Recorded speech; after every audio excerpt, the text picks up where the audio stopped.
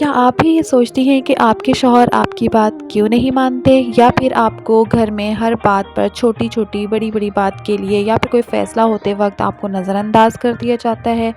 आज की वीडियो में मैं आपको बताने वाली हूँ 10 ऐसे तरीके कि जिनको फ़ॉलो करके आप अपनी बातें मनवा सकती हैं अपने श ना सिर्फ़ अपनी बातें मनवाएँगी आप अपने हस्बैंड से और अपने घरवालों से, बल्कि घर का माहौल भी ख़राब नहीं होगा। आप इस बात पे 100% यकीन कर सकती हैं। अस्सलामुअलैकुम व्यूअर्स, कैसे हैं आप लोग? ठीक ठाक हैं, उम्मीद करती हूँ खैरियत से होंगे। मैं भी बिल्कुल ठीक ठाक हूँ। Welcome back to another vlog. आज की वीडियो में हम बात करेंगे कि हस्बैंड से अपनी बातें कैसे मनवाई जाएं, उनको अपने काबू में कैसे किया जाए। तो आपने ये वीडियो बिल्कुल भी स्किप नहीं करनी, शुरू से लेकर एंड तक देखनी है, जिसमें मैं आपको बताने वाली हूँ 10 ऐसे तरीके जिससे आपके हस्बैंड आपकी हर बात मानने पर मजबूर हो जाएंगे। तो इन टिप्स को आपने फॉलो करना है और अपनी ज़िंदगी को खूबसूरत बनाना है। अगर आप मैरिड हैं या फिर आपकी शादी होने वाली है तो ये वीडियो बिल्कुल आपके लिए है। तो इससे पहले कि टाइम ज़ाया हो तो हम अपनी वीडियो को स्टार्ट करते हैं।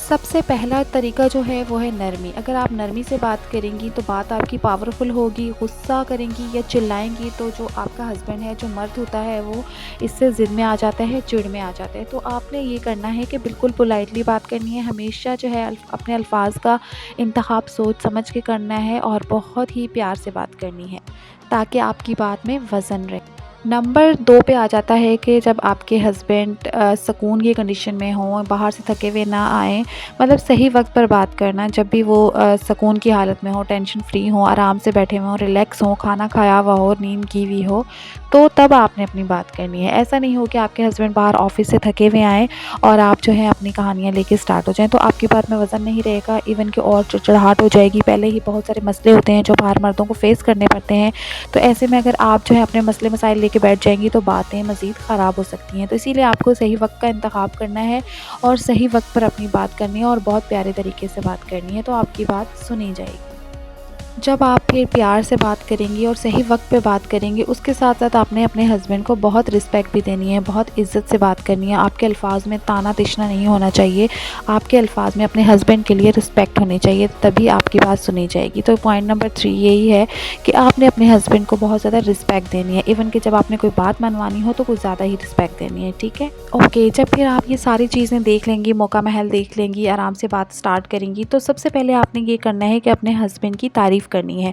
और तारीफ़ ऐसी नहीं करनी कि जो क्वालिटीज़ उनमें है ही नहीं। हर आदमी में कोई ना कोई टैलेंट होता है, कोई ना कोई स्किल होती है, कोई ना कोई अच्छी बात होती है, हुस्न होता है, कुछ भी होता है। तो आपने उनकी तारीफ़ करनी है पॉजिटिव वे में। जो उनके अंदर मौजूद हैं चीज़ें, उन्हीं को डिस्कवर करना है, डिस्क्लोज़ करना है, उन्हीं से इस बात को शेयर करना है कि हाँ, आप में ये बात बहुत अच्छी है, आप ये बात बहुत अच्छी करते हैं, आपकी ये आदत मुझे बहुत पसंद है, आप दूसरों से इस तरह से मुख्तलिफ हैं। इस तरह की बातें जो हैं आपने करनी है, ताकि उनका दिल मोम हो जाए और आप अपनी बात आराम से कह सकें। तो मतलब कि आपने सबसे पहले नरमी से बात करनी है, सही वक्त का इंतखाब करना है और उनको रिस्पेक्ट देनी है। रिस्पेक्ट के साथ साथ उनकी तारीफ़ करनी है। तारीफ़ ऐसे नहीं करनी कि जो है झूठी तारीफ़ उनको लगेगी ये तो मुझे बटर लगा रही है, बटरिंग कर रही है, तो ऐसा भी नहीं करना। आपने बहुत प्यार से पोलाइटली आपने उनकी तारीफ़ करनी है, जो चीज़ें उनके अंदर मौजूद हैं। ओके। अच्छा, जब भी आप बात करने लगें तो ऐसा नहीं है कि आपने अपनी ही बात करनी है और अपनी ही बात पे ज़ोर दिए रखना है, उनकी कोई बात नहीं सुननी है, अपनी ही सारी जो डिस्कशन है वो करनी है। नहीं, आपको उनकी बात भी सुननी है, उनकी बात रखनी भी है, जहाँ पर वो सही हैं उनकी बात भी सुननी है और उसके बाद आपने अपना पॉइंट ऑफ व्यू रखना है। और उसके बाद आपने ये करना है कि अगर कुछ गुंजाइश निकलती है जो आप उनकी बात मान सकती हैं, जैसे वो कुछ कहते हैं, कोई ऑर्डर करते हैं आपसे किसी बात को मनवाते हैं, तो आपको भी चाहिए कि आप उनकी भी बात मानें। और इस तरह से ये होगा कि जब आप उनकी बात मानेंगी तो फिर ही वो आपकी बात मानेंगे। अगर आप बेवजह जो है ज़िद करने लग जाएंगी तो मेरा नहीं ख़्याल कि ज़िद जो है वो हर वक्त के लिए काम आती है। किसी किसी वक्त ज़िद अच्छी लगती है, लेकिन हर वक्त जब आप ज़िद करेंगी तो वो एक चीज़ यूज़ टू हो जाता है बंदा, और फिर उस चीज़ की कोई वैल्यू नहीं रहती। जब एक चीज़ बार बार होने लगती है तो उस चीज़ की कोई इंपॉर्टेंस नहीं रहती है। तो इसीलिए आपको चाहिए कि ज़िद नहीं करनी है। ज़िद तो बच्चों बच्चों का काम होता है, आप एक मैच्योर पर्सनैलिटी हैं, तो आपको मैच्योर लोगों की तरह बिहेव करना है। आपने जो है उनकी पसंद का भी ख़्याल रखना है, ताकि उनको भी लगे कि आप उनके लिए अहम हैं, इम्पॉर्टेंट हैं। तो जभी वो आपको इम्पोर्टेंस देंगे, आपने उनकी पसंद के खाने बनाने हैं, उनकी खुशी का ख़्याल रखना है, उनके आराम का ख़्याल रखना है।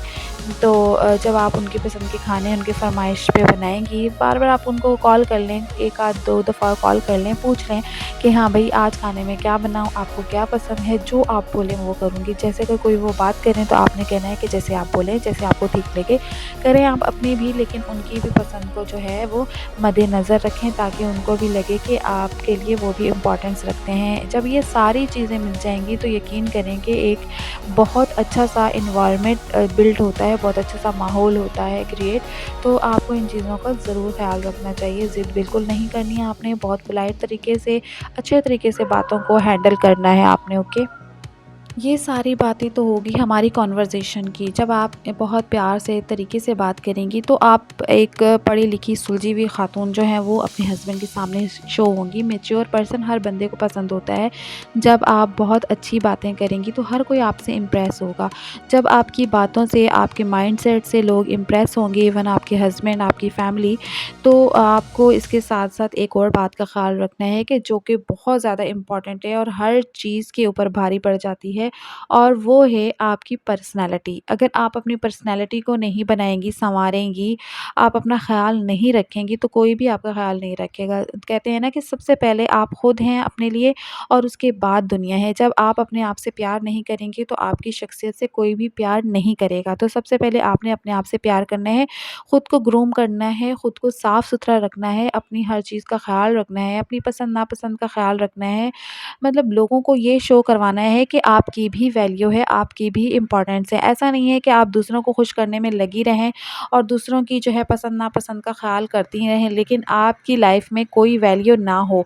तो इस तरह से भी चीज़ें ख़राब हो जाती हैं। लोग जो है बहुत ज़्यादा सरों पे चढ़ जाते हैं। अगर खुद को आप डिग्रेड करना शुरू कर देंगी और लोगों को ज़्यादा इम्पोर्टेंस देंगी, तो भी चीज़ें यहाँ पर ख़राब होती हैं। इस तरह से लोग आपको डिग्रेड करेंगे, लोग समझेंगे इनकी तो कोई वैल्यू है ही नहीं, ये इसीलिए दूसरों के पीछे भागती रहती हैं और खुद को देखो। लोग ये चीज़ें बहुत ज़्यादा नोटिस करते हैं कि आप अपने आप को कितनी प्रायोरिटी पे रखते हैं, कितनी वैल्यू देते हैं।